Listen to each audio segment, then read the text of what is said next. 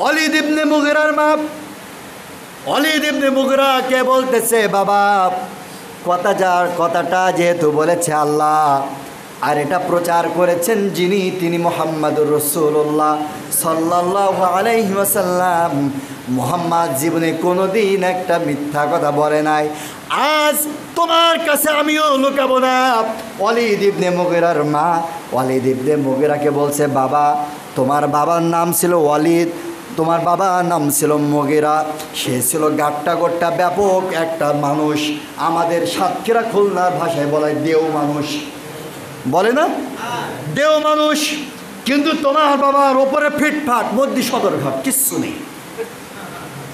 তোমার বাবা যখন ইয়াসরিবে গিয়েছিল বিজনেস করার জন্য, আমার বাড়িতে একটা কর্মচারী ছিল যিনি আমাদের রাখালের কাজ করত, মাঠের মধ্যে ছাগল চড়াতো।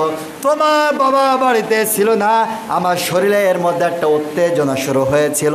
ভাইয়ের আমার বাচ্চারা রয়েছে, এই জন্য আমি সহজ ভাষায় বলছি না। শরীরের মধ্যে যখন উত্তেজনা শুরু হয়েছিল, আমি ওই পাশের ঘরের গোয়াল ঘরের রাখালকে ডেকে নিয়ে এসে তার সাথে নিজের শরীরের যৌবিক চাহিদা মিটিয়েছিলাম। আর ওই রাখালের ওরসের সন্তান হচ্ছিস তুই, আসলে তোর বাবা মুগিরা নয়, তোর বাবা হচ্ছে রাখাল। আমার ভাইরা, এখান থেকে প্রমাণ হয়ে গেল আল্লাহর রসুলকে যারা গালি দিয়েছিল, আল্লাহ তাআলা কিন্তু ওই সময় শুধু আল্লাহর রসুলকে সান্ত্বনা দিতে পারত। ও রাসূল, ও তো গালি দিয়েছে, জারজ সন্তান, ও তো দেবেই, কিন্তু আল্লাহ এটা করেন নাই। আল্লাহ কোরআনে নোট করে দিলেন, কারণ কি 1550 বৎসর পূর্বে, 1450 বৎসর পূর্বে আয়াতটা নাজিল হয়েছিল। আল্লাহ চাইলে বিশ্বনবীকে কানে কানে বলতো জারজ সন্তান, ও তোমার বলবেই, আল্লাহ রসুল খুশি হয়ে যেত, কোরআনে আয়াত হিসেবে নাজিল করার প্রয়োজন হতো না।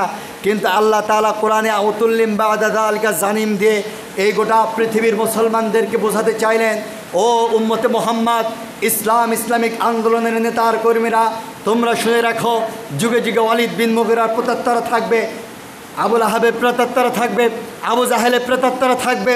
তারা তোমাদেরকেও মৌলবাদ, জঙ্গিবাদ, সন্ত্রাসের রাজাকার বলে গালি দিবে, তোমাদেরকে গালি দিবে, কিন্তু তোমরা মন খারাপ করবে না। তোমরা স্পষ্ট ভাষায় শুনে রাখো, আমি আল্লাহ জানাচ্ছি, যারা ইসলাম প্রেমিক মানুষকে গালি দেয়, ওরা পিতৃ পরিচয়হীন জারজ সন্তান।